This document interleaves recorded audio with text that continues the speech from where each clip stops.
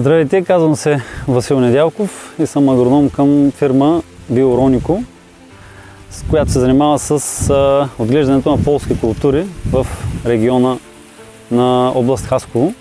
Общата площ на стопанството е 4500 хектара. Фирмата се занимава и с животновъдство. Имаме около 1800 крави, месодайни породи, и те се нуждаят от фураж.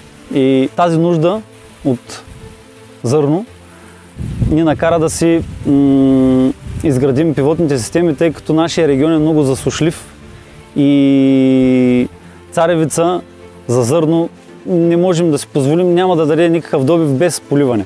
В момента имаме изградена инсталация на 100 хектара царевица, която поливаме.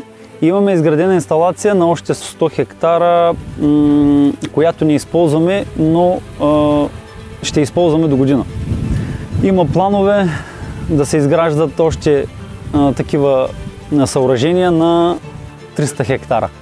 Тези 100 хектара царевица се обслужват от 3 пивотни системи и 3 системи, които ще използваме до година пак за царевица. Това поле пак е предвидено за царевица. Спряхме се на румънската компания Variant Irrigation, защото предложиха съответно най-добрата цена на това качество. На полето се вижда много добре разликата в добива, който очакваме при полятите растения и при неполятите растения. При полятите растения съответно очакваме 7 тона на хектар, а при неполятите растения между 2 и 3 тона на хектар. Системите, които ползваме, са лесни за работа, съответно доста, бих казал, прецизни, обслужват се лесно. Този сезон нямахме никакви проблеми. Препоръчвам ги, който възнамерява за в бъдеще да изгражда поливни системи, да прегледа тяхните оферти.